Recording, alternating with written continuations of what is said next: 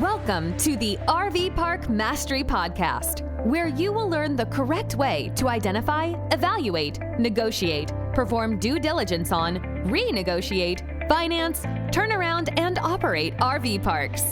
And now, here is your host, the fifth largest owner of RV and mobile home parks in the U.S., Frank Rolfe.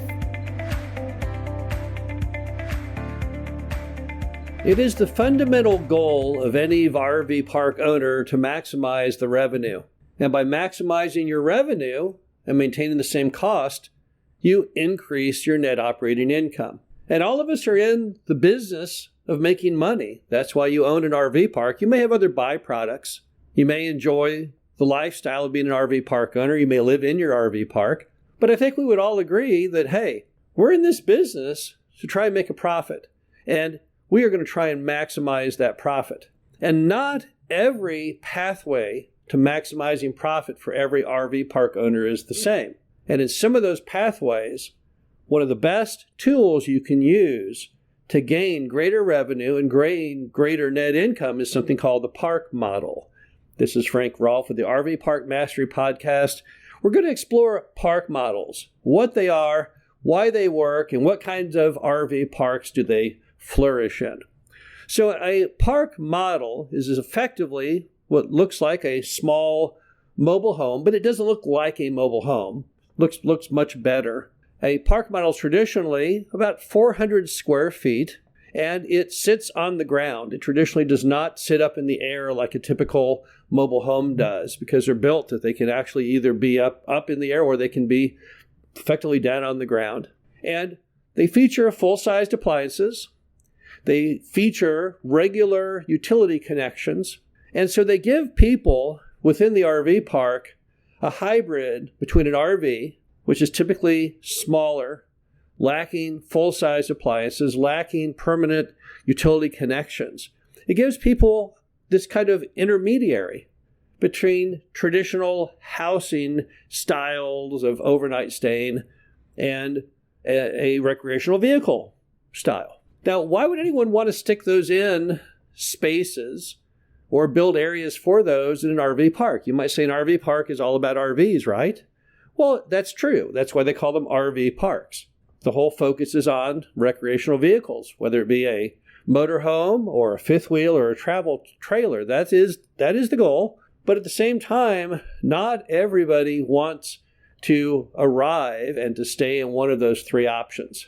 So the concept of the park model was to allow people who don't want to stay in a motorhome or a travel trailer or a fifth wheel, but still want the RV park experience or the RV park location.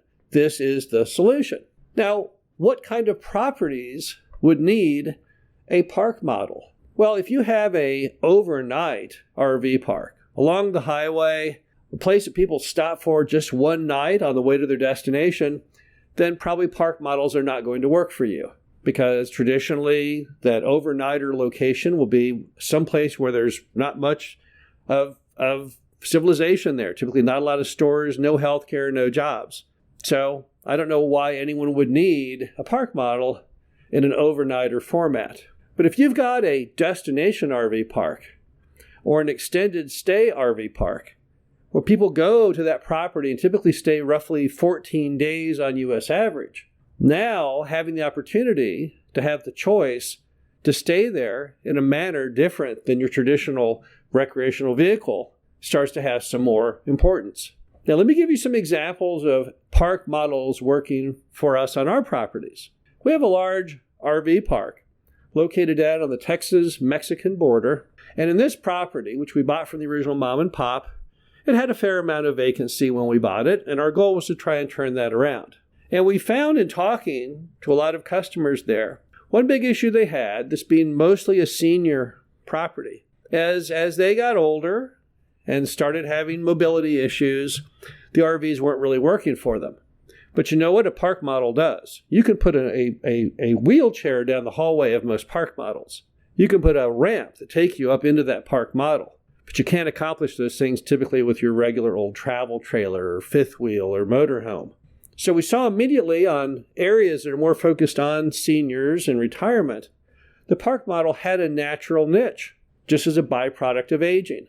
And then we found also that a lot of seniors did not want to drive their big old RV down from the north to the south, because you have a lot of snowbirds down in South Texas.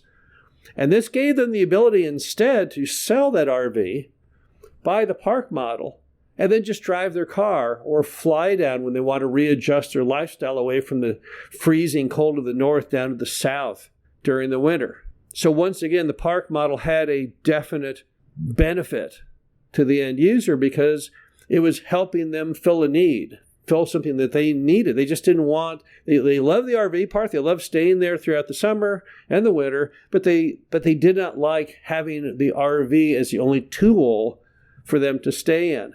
And then we have other RV parks that are nearer city centers, typically out in suburbs and exurbs. And here we have something else. We have people who want to live there full-time, year-round. And the problem is it's really cramped living in an RV if you're going to be in it month after month for the rest of your life. But the park model, being much larger and much like a traditional single-family home, allows you to do that without getting claustrophobic. So now the park model is allowing people to live there on a full-time basis without missing out on those typical comforts of home. A lot of RV parks today, if you look around, you're going to see more park models there than you've ever seen before. That is not a condemnation of the model. That's not people saying, oh, people don't want RVs anymore. But most RV parks always had an inherent percentage of vacancy.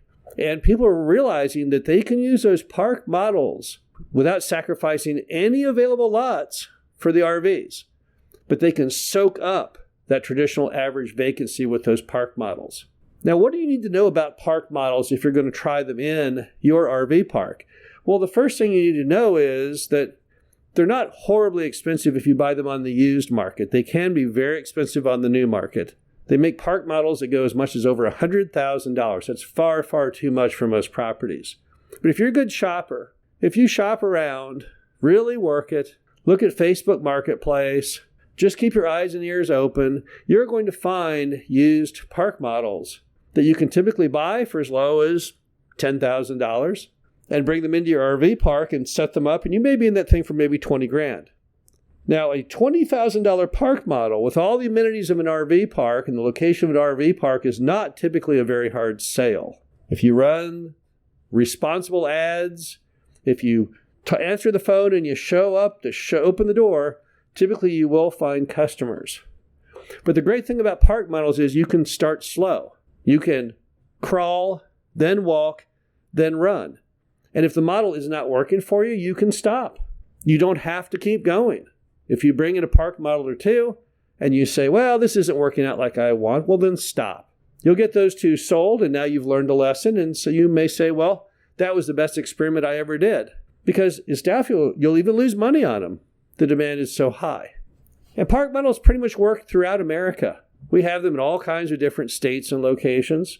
So I'm not saying they only work in South Texas. They only work in the Midwest. No, these things work nationwide, and they are to be found nationwide. But silently behind the scenes, they become a much larger and continually growing part of the RV park industry. And they're a wonderful tool to help you maximize your revenue and maximize your income. And again, that is everyone's primary goal. This is Frank Rolfe with the RV Park Mastery Podcast. Hope you enjoyed this. Talk to you again soon. Thank you for listening to the RV Park Mastery Podcast. Be sure to visit us at www.rvparkmastery.com, where you can learn the correct way to identify, evaluate, negotiate, perform due diligence on, renegotiate, finance, turn around, and operate in RV parks.